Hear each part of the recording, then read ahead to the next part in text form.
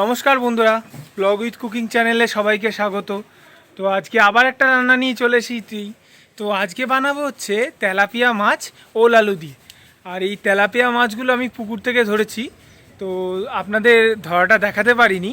তো এই তেলাপিয়া মাছগুলো আজকে রান্না করব। তো এই তেলাপিয়া মাছগুলো রান্না করতে কি কি লাগে, তো চলো প্রথমে আমরা দেখে নিই, তারপরে রান্নাটা শুরু করব। এই যে আমার ছেলে তেলাপিয়া মাছ ধরেছে, ছিপ দিয়ে কেটে আমি নুন হলুদ দিয়ে মাখিয়ে রেখেছি। আর এই যে ওল আলু কেটে দিয়ে রেখেছি।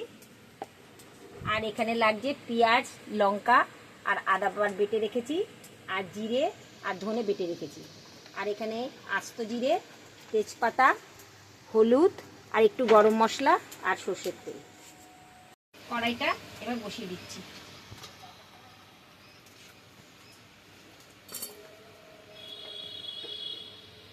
এবার তেলটা দিয়ে দিচ্ছি।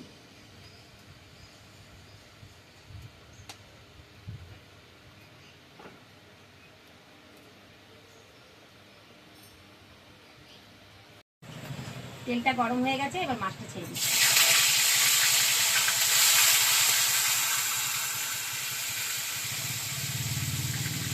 তেলাপিয়াগুলো বড় বড়ই আছে, তাই না?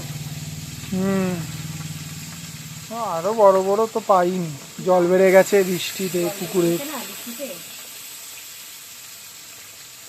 মাছটা খেয়েছে, এইটাই ভালো।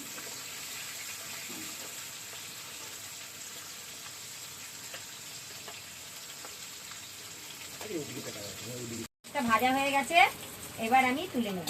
এই যে লাল লাল করে ভেজে নিয়েছি।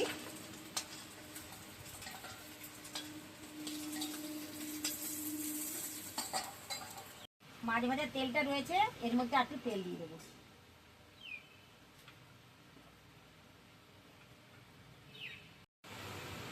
এবার জিরেটা ফোড়ন দিয়ে দেবো, তেজপাতা দিয়ে দেবো, দিয়ে দিচ্ছি এবার ওল আলু।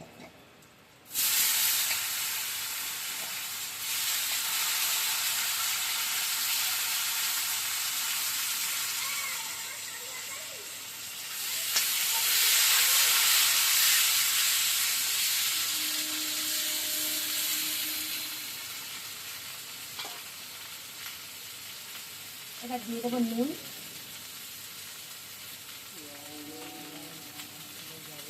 এবার হলুদটা দিয়ে দিচ্ছি।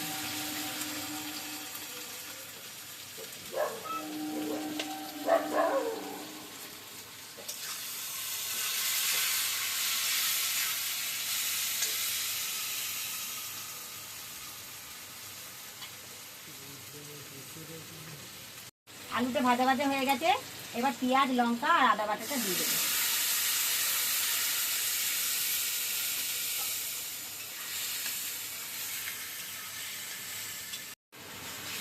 মশলাটা এবার কষতে থাকে। মশলাটা এবার কষে গেছে, এবার জিরে আর ধনে বাটাটা দিয়ে দিলাম।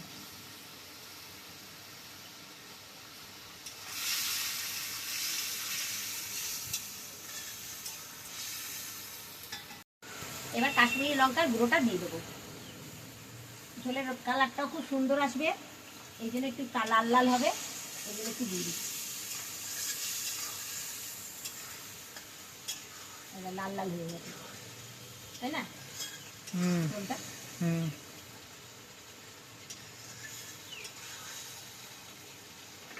এবার মশলাটা কষে গেছে, তেলও ছেড়ে দিয়েছে।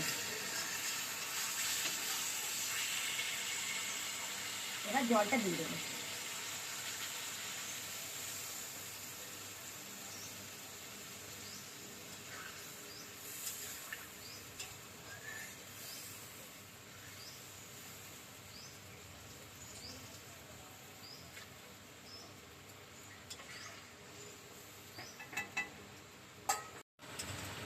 এবার ঝোলটা ফুটে গেছে, এবার মাছটা দিয়ে দেবো।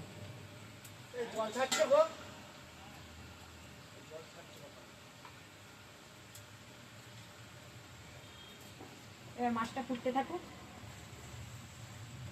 মাছটা দিয়ে দিয়েছি, এবার ঝোলটা ভালো করে ফুটুক। ঝোলটা হয়ে গেছে, এবার নামিয়ে নেব।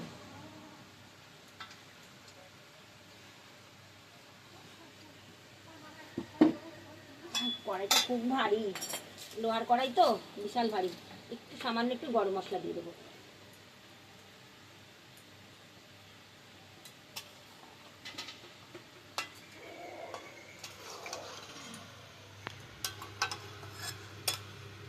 ওল আলু দিয়ে তেলাপিয়া মাছের ঝোলটা কেমন লাগলো কমেন্ট করে জানিও। লাইক করো, শেয়ার করো, সাবস্ক্রাইব করো। আর মাছের ঝোলটা কেমন হয়েছে কমেন্ট করে জানিও। দেখা হচ্ছে পরের ভিডিওতে। ধন্যবাদ।